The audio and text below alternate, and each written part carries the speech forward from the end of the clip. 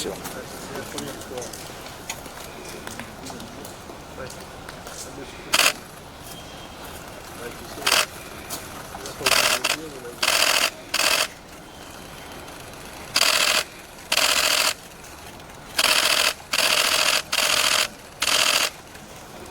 Miazakazaka be ny toetra raha ka zay isan'ny hoe andrasan'ny besin'ny maro zany amin'izao fotoan'izao ny hoakony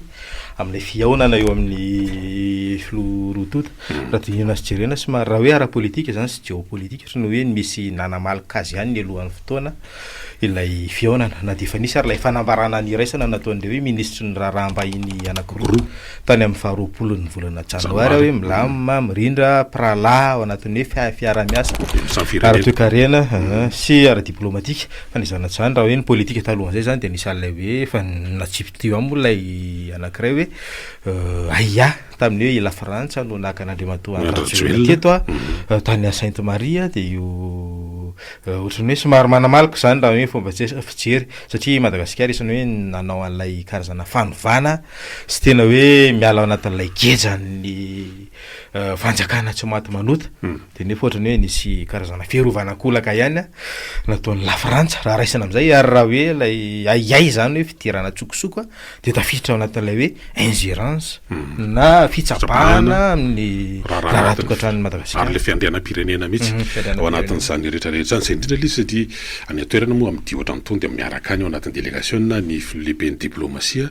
dia any atoerana ihany koa nisitry ny fitsarana satria mazava loatra zany fa misy raha samy hafa ihany koa mety ho tafiditra ao anatin'ilay izy misy délégation vitsivitsy ny toska hoe membre amin'ny gouvernement tafiditra ao anatin'ny fiarahan'ity akoatran'ireo mpandara zany zay any atoerana ny filohan'ny andrim-panjakana dia ny filohan'ny anteny miera-pirenena moa zany toy ny dia tany Russie dia satria izy somary mifandraika ihany koa amina fihaonana lehibe ara-toekarena eo amin'ireo hoe vondron'orinasa frantsay anatin'ny MEDEF sy ny avy eto Madagasikara io moa matetika ny frantsay misy an'io tadidiko tsara mihitsy tamin'ny taona 2016 rehefa tafaverina atao anatina fifidianana eo amin'ny fitantanana amin'ny firenena iandrajela dia nisy an'ireo vondron'ny MEDEF dia nisy karazana fifanarahana samy asa dinika fa ohatrany tsy dia isy tsy nisy tohiny loatra moa ilay izy rehefa avy eo zany fa fombafomba foana matetika ilay izy natany amin'ny 424 koa ary nisy an'ilay sorabola be nanakoako tany a France folo faingo 4 miliara dollara izy zay hoe ny enina faingo 4 dia hoe karazana tohana raha toekarena ao amin'ny Madagasikara ny 4 miliara dollara dia fampiasam-bola ataon'ireo mpandara frantsay fa tsy ohatran'ny tsy terrain nisy zany natao fitondrana razonary mampiany natao fitondrana décembre 2024 tena iainga Madagasikara tao anatin'ireny rehetrarehetra zany fa zay moa ilay izy hoe mety zay koa ingamba nylovan'le fitantarana tamin'ny avana satria hoe be nisaka mandeha iny moa zany maketsy le laza velona hatramin'le hoe fampiasonana zany le izy tao anatin'izay fa mety anova an'izay le ataontsika hoe fihetsika sy fanao eo amin'izay ataontsika ataon'ny la France zay le hoe ny aloavan'ilay ditany Russie ary ny Rosiana tonga dia tonga mavitrika be mihitsy satria raha tato anatin'ny ataontsika hoe herinandro teo hoe fotsiny zay teto Madagasikara dia avion cargo anankitelo ny tonga teto Madagasikara ny voalohany tondra l'hélicoptère sy le fiara be 66 zany akoatran'ireo ataontsika hoe fanampiana vonjy ranovaky fa omaly ihany koa dia mbola nisy avion cargo anankiroa mbola tonga teto Madagasikara zay nitondra entana tany amin'ny 90 taonina tany misy vary eo misy PPN misy zavatra ilaina amin'ny fiainana andavanandro samy hafa zany zany hoe tena tonga dia mirotoroto be mihitsy izy avy any ao anatin'ilay izy mbola resaka ao anatin'ilay tohana vokatra le rivodozany efa zany fa mety ho endrika fanataterahan'ireo fiara-miasa zay fanony rahandinika sy ny fanaovan-tsony sy mbola hatao sony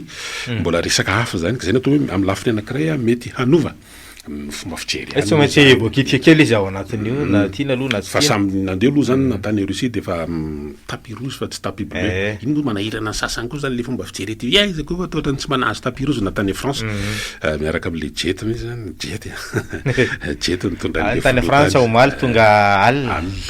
de reo malagasy any toerana moa tena hoe tsy anazy lay fihaonana koa androany fa tsy fa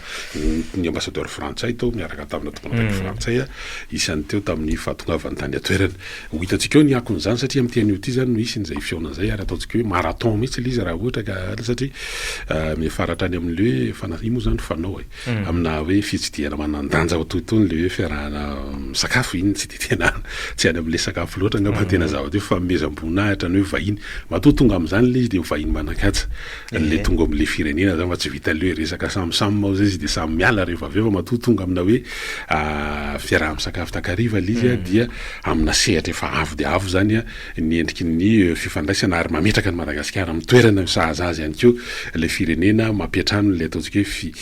fampiatranoana le izy resahana ihany zany rehetrarehetra zany satria zava-dehibe loatra fa asako izy retokora fahalamanana fa ny zavatra mitranga aloha de mba resahana ihany fa hoe ohatra mba manomboka mena kely zany ny toekarena amin'ny akapobeany raha jerena amin'ny lanjam-bola fotsiny zao de elany ela fa mafalatsaka ny 10,000 ariary ny ataontsika hoe ny sandan'ny euro amin'ny fanakalozana zany rehefa nijerena zao tamin'ny efa mba nisy fotoana nidina zay de samba efa mba hoe tarataratra le mba misy sofla kely efa misy sofla kely ina daholo mahatonga zany satria teo zao le resaka hoe fanondranana vokatra ohatry ny litchi ny lavanille sy ny ohatran'izany raha ohatra ka nisy monopole zany hoe ampimamy izy teo aloha de vanomboka ny sokatra de mety tarataratra zany marina fa mbola tsy tonga le hoe rapatriement de devis satria matetika reny meo am'60 andro eo zany nanaovana lizy dia efa mety ho tarataratra zany le izy ary aingana be natramin'le fandehan'ny andro ary ngefa 24 sady ianao mety izy raha hoan'ny omaly 13 febroary zao navoaka ny banque FOIB 5,6 ariary ny sandan'ny euro ray raha toa ka mampitatsika zany hoe tany amin'ny raisitsika hoe septambra 5,4 tany hoany sy ny any teo amin'ny 305 hatramin'ny 705 ariary eo zany hoe nisy fianany mahazo aina kely zany ny ariary aloha na tiana na tsy tiana ao anatin'le izy ny dollara zao no lasa ohatrany somary nioatra noho ny lay euro raha lay sandany fa eo amin'ny ohatriny izy teo eny tsy hitako tsara le taremarika resahantsika avy eo fa amin'ny lafindray zany zava-dehibe le izy ara-toekarena ary mba manome aina kely ny satria Madagasikara aloha na tiana na tsy tiana hoe eo tsika miezaka manafatra mba hoe mampiakatra lay fivandanjany eo amin'ny balance commercial fa tsika koa de isany hoe mbola mila ezaka ihany ao anatin'io fa zay indrindra le satria mila ezaka araka ny resahan'ny tokara fahalamanana fa misy endrika fitokisana satria raha tsisy le fitokisana na fahatokisana am'le lafan'ny fitantanana sy ny hoe politika sy heverin'le mpitatana am'izao fotoana zao hitondrana ny raharaha indrindra fa amin'ny lafan'ny toekarena tsy ho avy ohatran'izany le hoe misy vondrona orinasa sinoa zay mieritreritra ny ampiasa vola hatrany amina 10 milliards de dollars 10 milliards de dollars elaela ihany na inona zany raha tokony raha fahalamanana fa taloha ohatra hoe million na centaine de millions de dollars fa ohatra ny tatoato zany tsika vao maheno hoe tena hoe 100 milliards de 10 milliards de dollars vola ihany zany zay le endrika anankiray ao hoe mandondombaravaranana ty amintsika ny reo hoe mpiara-mionantoka sy ny sisa Madagasikara zany mila mahay manararoatra an'ilay zavatra mitranga reo le hoe ametrahana an'ilay diplomatie ara-toekarena sy ny hoe fipetra sy politika ara-toekarena lay win-win satria raha miresaka zany hoe 10 milliards de dollars io zao lay hoe ry zareo sinoa ndray io orinasa sinoa zay hoe tena raha ny fanambarana miezinezina omaly de hoe anao fampiasam-bola goavana amina hoe parc industriel isany hoe CDS lehibe indrindra zany atya miranomasimbe indiana raha ny katsikatsy ny hoe tanjona ao anatin'le izy amin'ny tsihatra ny fitrandrahana renaka ebony tany de tsika matetika foana ny aia de hoe manahoana ny tombontongony ao Madagasikara sy ny hoe fipetra anatin'le izy hoe ino sa sanatria atao fakana koretitsika de ty orinasa ty zany ohatra lay Tsingisan dia anao fanidinana eto an'ilay ny hoe famokarana bateria sy ny sisy reny de ho vokarina eto Madagasikara ary voatsela ihany koa ny hoe nanao fifanarana tamin'ny ONUD na ny rafitra iraisam-pirenena Firenena mikasika ny hoe industrie. indostria amin'ny hoe fanajan'ny fipetra ara industrialy ny tontolo iainana sy ny sisa zany hoe raha milafindray sy hoe fijerena fomba ray zany ao anatin'le aya samihafa de ohatrany hoe mba misy fanantenana ihany ao anatin'le hoe sao de anima tontolo iainana sy ny sisa fotsiny fa milafina anankiray satria tsy maintsy andalo le fanadidina ara tontolo iainana amin'le hoe étude d'impact environnemental ny tetikasa goavany zany tetikasana 10 milliards de dollars zany faharoa tena mbola tsy nisy Zay ihany teto koa raha dia- ohatra hoe zay soraboly zay endrika le hoe mba efa me madiodio me marimarina kokoa le hoe climat des affaires ny tontolo ara-pandrarana amin'ny toekarena eto Madagasikara ary etsakely an'izay de hoe efa manomboka maneho fahatokisana amin'ny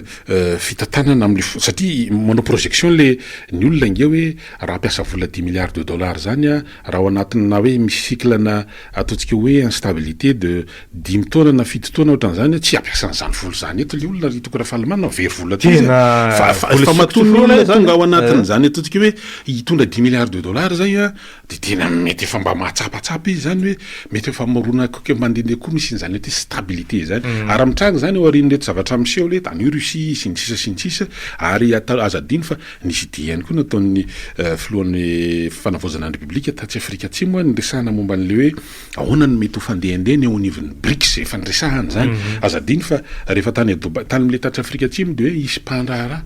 eo amin'ny lafiny fifandraisan-davitra ihany koa mieritreritra no avy eto Madagasikara nosokafana amin'zareo